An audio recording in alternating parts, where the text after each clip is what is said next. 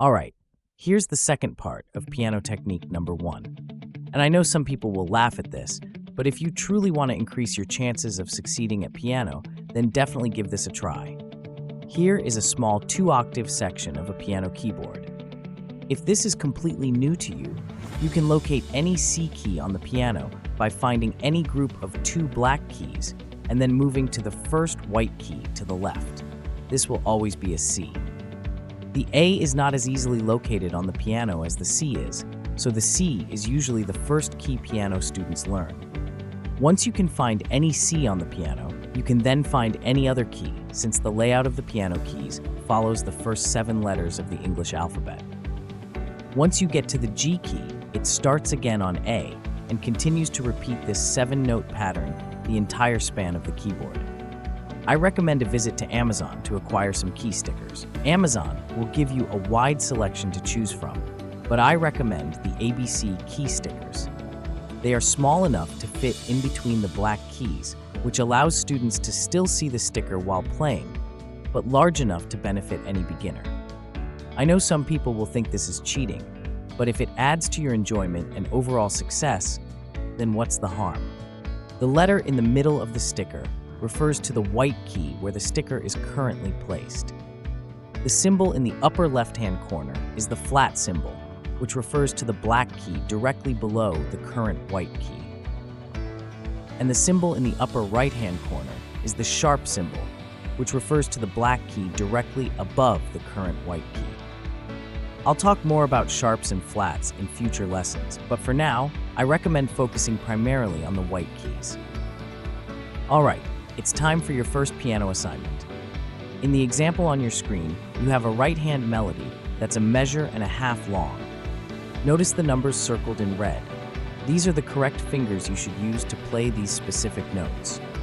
The 5 refers to your right-hand pinky, the 3 refers to your right-hand middle finger, and the 2 refers to your right-hand pointer finger. In a moment, I'm going to play this right-hand melody so you can hear exactly what it sounds like.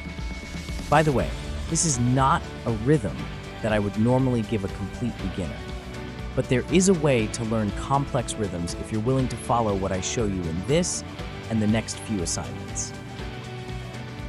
All right, here's how this works. I'm going to play this rhythm 5 times in a row. There'll be a 2-beat pause in between each repetition. Your job is to listen and follow along the best you can. I know this may be a completely new concept for many of you, but the more you do it, the better you'll get at it. I'll explain what's going on and what you can expect of yourself as you progress through these assignments. But for now, all you have to do is listen. Okay, here's listening assignment number 1.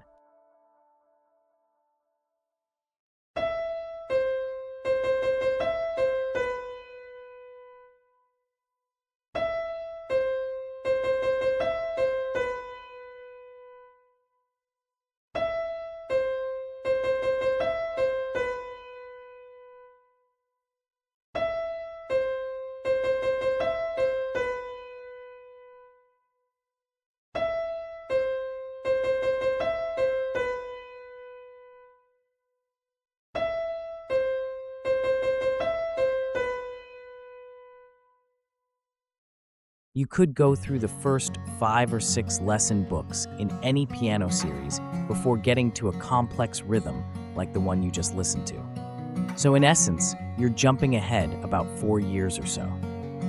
What I'm showing you here is the method I learned that day in the auditorium. I talked about this in parts 1 and 2 if you missed it. And listen, this is just the first step, but if you follow my instructions in this and the next few videos, you will be learning the same techniques that transformed me from a really bad piano player to a musical genius. At least that's what my friends were telling me, because they couldn't believe how much I had improved in such a short period of time. So here's the thing.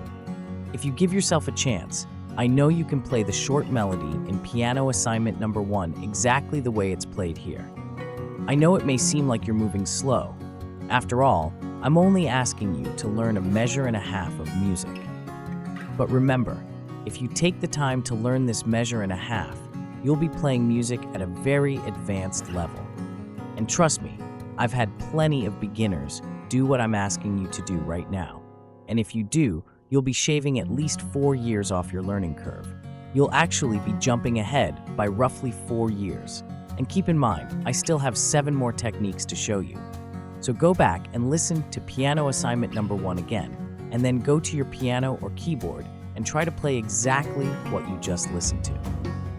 By the way, the next few videos will build on the melody that you are learning today. And if you let me, I will show you a system of learning songs that will allow you to master every new song you want to play.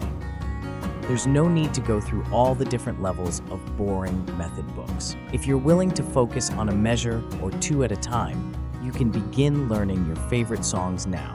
And I'm going to prove it to you over the next few videos. So don't give up on your dream of playing piano until you watch part 6 of my Don't Quit Piano series.